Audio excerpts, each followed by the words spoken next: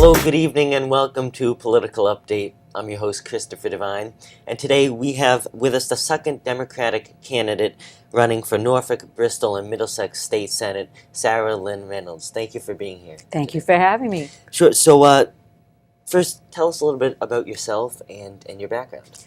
Okay, I'm one of 8 children. I grew up in North Attleboro, Massachusetts, and I currently live in Attleboro, where I raised 2 boys who are now grown and have a family of their own. So I guess as I tell people, I'm a daughter, I was a sister, a mother, and now I'm a grandmother as well as a friend. And all of that came from having a large family and having an opportunity to learn about people in that type of relationship and put family first. When I graduated from high school in North Attleboro, I went on to the University of Massachusetts, where I graduated with a health education degree. I came back to teach at the junior high and coach at the high school level. So I've had a pretty varied career before I went off and had a family of my own. And when I went back to work, I worked in some of the private sector, but I spent a long time after my boys were grown at the Mass Department of Public Health. At the time, I worked around tobacco control issues, and when I left there, I was a regional field director for Southeastern Mass. I went on to do some training at the UMass Donahue Institute, and I did a lot of training throughout the state of Massachusetts.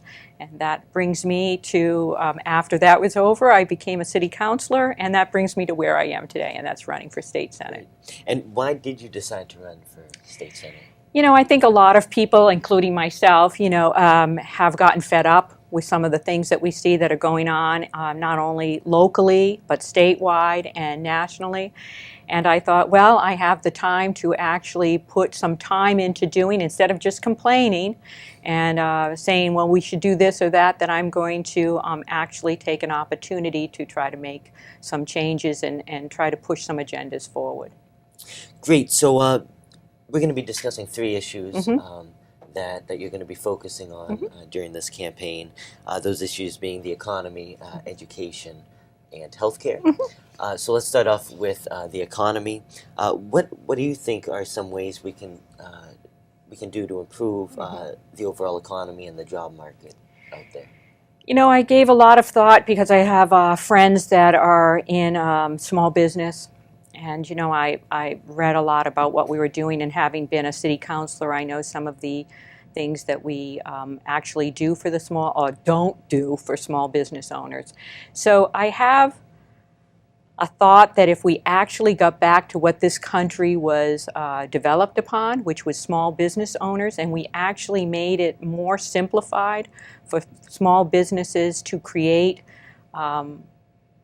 a job market. Maybe it would only be 1 or 2 per small business, but there are a lot of people that have very innovative ideas and would be open to opening a small business if someone actually gave them the chance and then did not make it almost impossible or so difficult for them to thrive.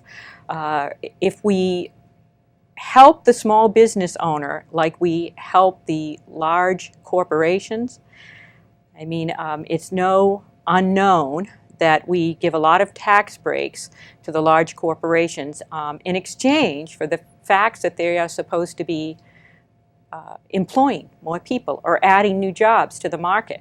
And many times that doesn't happen. And that we have no type of audit system for the large corporations to see if in actuality they added those jobs. Are they giving us something back for what we gave them?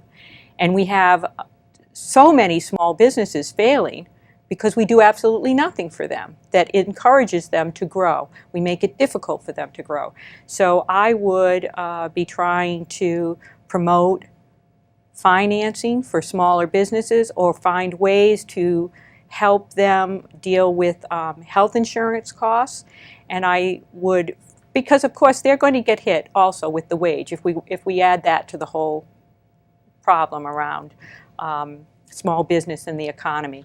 We're adding wages and increasing wages, which I am a firm believer in. I honestly think we need to do more, that it needs to be a living wage. Do you feel like raising the minimum wage could affect jobs, could make business owners maybe not hire as many people, make people, make cutbacks to the amount of people they're employing? I think that if a small business is working to the best of its capability and it can hire people, then the small business owner knows that minimum wage does not work. Most of the small wages come from the large corporations that in turn own, let's say, a small business like a franchise. Those wages really are dictated to some degree by the large corporations. So I'm not talking about those. I'm talking about the small business owner that knows that his employee is valuable and would be willing to pay a living wage if he wasn't strapped himself by insurance costs, by unemployment costs. And I'm a firm believer that we need to keep unemployment at 30 weeks. We should not be cutting unemployment. We should be making it more reasonable for the business owner to be able to make those payments to unemployment by giving them some kind of financial incentive as we do to the large corporations. And maybe that is where we should be doing it. So tax breaks to those small businesses? Of course. Why not? And are you in favor of continuing those tax breaks to the larger corporations who are supposedly hiring more people in return? I believe, and I think that recently there has been some talk about Suzanne Bump wanting to audit that particular program. And of course there was screams and yells and people were not really wanting to do that. But if you're doing the right thing, if you are hiring, if you're keeping your end of the bargain, then you shouldn't mind someone auditing that program for you. So yes, I think that we should give them to large corporations if, in fact, they are giving back what they suggest that they are going to. If they're not holding up the program or their end of the bargain, then I think that we should retrieve that money. We should get it back. Okay, and also on the minimum wage. So you are a firm believer in raising the minimum wage to a livable wage. What would you define as a livable wage? Well, honestly, even at $10 an hour, and you figure, you work an average of 2,000 hours a year, that's $20,000. If you have a family of two and only one person can find a job, how do you make that happen? How do you live? How do you live even on $10 an hour? So I think a living wage has to be tied to inflation. I think that that's what we should be doing. Honestly, I'm a Democrat, but even Republicans, even Mitt Romney has said it should be tied to a inflation cost. So I would have to suggest then that, take the parties out of it. People that know about how things should be managed would suggest that it should be tied to inflation. Okay. All right, so leaving the economy issue and moving on to education. You were once a school teacher. Yes. You were in the education sector, so you do have experience with this issue. So what are your thoughts on ways and ideas that we can improve education not only in our district but in the entire state?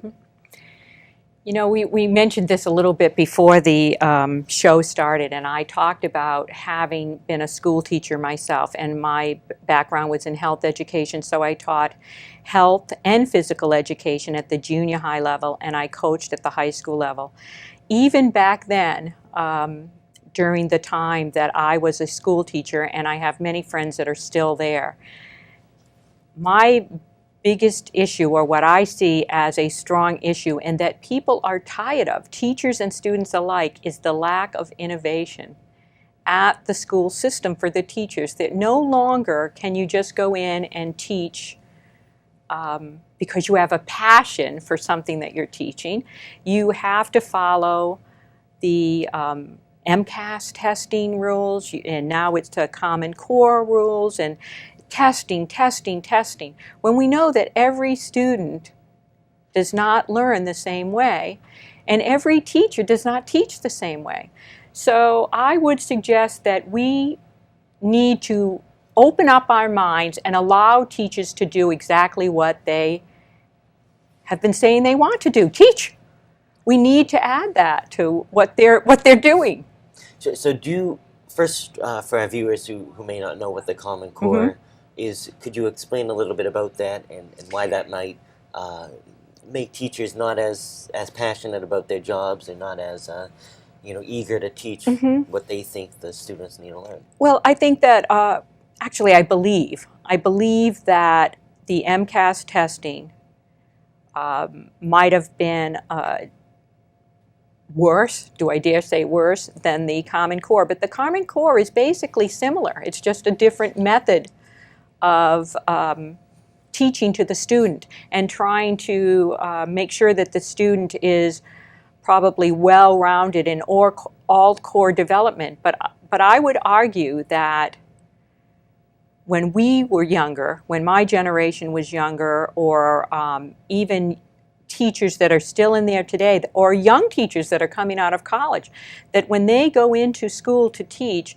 that they no longer feel like they are teaching what their core values were, that they are instead teaching to that test, which again is all about making sure, supposedly, allegedly, that students are learning well. But so many students don't learn that way. They learn either visually, they learn by hands-on. Some of them learn by memorizing. So as soon as the test is over, they don't remember, they retain nothing because they just want to do well on the test. So I feel sometimes that we have just gotten past or worked so hard at trying to show that we are teaching well, that we've forgotten that teaching well just means letting people be passionate and innovative about the things that they want to learn and how they can be innovative in the ways that they show students how to learn. Many people learn in many different ways, and to use testing as the Common Core, if you will, is to me just not working. Just not. It doesn't work as well, I don't believe. And standardized testing in general, standardized testing does just that. It standardizes everything. We're not a standardized society, or do we want to be? Do we want to be robot-like? Is that what it's all about? I don't think so. I think most people want to get back to having some great ideas. They want to be able to open up new businesses. They want to be able to go to school and learn in different avenues, in different ways. They want to be taught in different ways. They want to be excited about these ventures that they're moving into, and we have made everything so standardized that we've forgotten that people are different. People are different, and we need to address that. As far as education as well, we seem to be cutting again the arts and cultural learning capabilities for our young students, and isn't that what gives everybody a well-rounded education? Not the standardized testing, but the cultural value of the things that are around us. And if we spent more money on that, instead of cutting back on those things, I think that you would see well-rounded students and teachers. Okay. So finishing up on the education and moving on to healthcare, your history as a teacher was mainly in the health subject. You were a health and physical education teacher at the North Attleboro schools. So you also have experience with this industry as well. So what are your thoughts on healthcare in Massachusetts, the new Affordable Care Act put into place by President Obama? What are your thoughts? You know, it's amazing because health is so important, and a lot of people have not taken care of themselves over the years, and we see, which was one of the reasons I liked health and physical education, because I was a proponent of people understanding how it would affect them down the road if they were not to take care of themselves. And now here we are in a society where healthcare is so expensive, and I honestly blame that on pharmaceutical costs, companies, again, that have an opportunity to set prices that make it outrageous for people to purchase medications that they may need. And we also in the healthcare industry have medications that are being prescribed when they really aren't needed. We have people trying to ward off illness, and they're buying medications that, quite frankly, maybe they just don't really even need. So I think we have to address that as far as the healthcare field, and if we actually address that, it would bring down healthcare costs. I feel that the Affordable Care Act is something that definitely needs to be done. We had issues years ago when Social Security was first brought into play. Everybody complained back then, oh, it won't work, it's too much money, they can't do this, you can't do that. And they tried to stop it happening. But once it got on a roll, it worked. In fact, 20 years ago with Social Security, they started talking to my generation that the cost should increase. Now at that time, no one would have minded it increasing. You wouldn't have known the difference. You were young, you were just going to work, starting your career. You could have paid that addition. Did it happen? Not really. And now here we are, the same refrain 20, 30 years later, and everybody is talking about how it may not be available to the next generation. Well, if that's the case, you need to explain to people why and how we can make that happen, because people get to a position that, let's say we are now, quite frankly, where jobs have been lost. The economy is, I know we keep hearing that it's improving, but I know a lot of people that have been looking for a job for 3 years. They don't have one yet. I know a lot of young people coming out of college that are looking for a job. They don't have one yet. They have student debt that is outrageous. So if we can offer every person health care to at least keep them, not just their well-being as far as health, physical health, but their emotional well-being stabilized, mental health well-being stabilized, that will open opportunities for everyone, quite frankly. And we should have a system that makes it simplistic to find out what kind of health insurance you're entitled to. We were talking about this early on too. Why or what is the impossibility that we can't have a single point of contact for everyone that signs into the system? If you were calling on behalf of your elderly parents and you got somebody one day that didn't really know the answer to your question, they would send you on to someone else. The next day, maybe your sister or a friend or a neighbor has to call for your parent, and they get a new person that also doesn't know the answer, and you have to reiterate the entire story about why you're looking for this answer for your parent or your loved one. If you had one point of contact, all of those answers would be there. You would be able to call somebody that understands that particular folder of information, that file, that person. They would know what is going on, and you wouldn't be traversed from one person to the other 20, 30 times, which just frustrates not only the person that's looking for the answers, but it also frustrates each worker on the other end of the phone. So I find that healthcare for all at a reasonable and affordable price is something we should strongly be looking into. I actually favor single payer. I do not understand why people are so against it unless they are not really clear on what it means to everybody. And I can say this from 2 points of view. Having at one point been a single mother, I knew that I needed health insurance.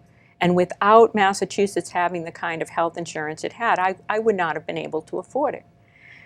Now, in other times in my life, I had Blue Cross Blue Shield, which is, quite frankly, the highest that I could have gotten, the insurance that I needed. So I understand the difference in the value of not having insurance and the value in having high-end insurance if you can afford it. But just because you can't afford it or your job pays minimum wage and you can't afford it, does that mean that you shouldn't be entitled to benefits for yourself and your family? I mean, what happened to this country? What happened to caring about the people in this country? Not everybody is going to advance as quickly as the guy next door, but most people most people are working hard to make a living, and I think that we should always be supportive of those people. Okay, and just one last issue here: the Affordable Care Act, that is fairly new. Is you're in favor of that? Yes. Do you think that has been making Headway? healthcare affordable to all? Do you think that's been a benefit? I know there were some There's some problems glitches, yes. with the rollout of it, and you have some people from both sides saying that it may not be the best, that it's hurting healthcare instead of benefit. So just a little bit on that. What are your thoughts? My thought is that if you give it time to work, it's going to work. And I know a lot of people in different parties that are glad it's here. Not just the Democratic Party, but people that are in other parties that find themselves without a job, without any way to pay for health insurance, and are thankful that not only did Massachusetts have some type of insurance, Commonwealth care, before this Obama Affordable Care Act, but even though they may not have originally thought it was important, now they realize how important it is and how it benefits them. So yes, there are going to be continuous, probably for the next 3 to 5 years, problems as you try to adjust it and work through the problems. That happens with any huge, this is national, this is a nationwide program. You just don't roll it out and everything just falls into place. It doesn't. And we should spend more time trying to care that we get it fixed rather than fighting with each other over the fact that you don't want it or why it's not working. There are a lot of people out of work, out of insurance, and I firmly believe that this is a program that is much needed and is long overdue. Well, thank you very much for joining us today. Thank you. For this discussion and interview. We wish you the best of luck in your campaign for State Senate. Thank you, everyone, for tuning in. I'm Christopher Devine, and this has been Political Update.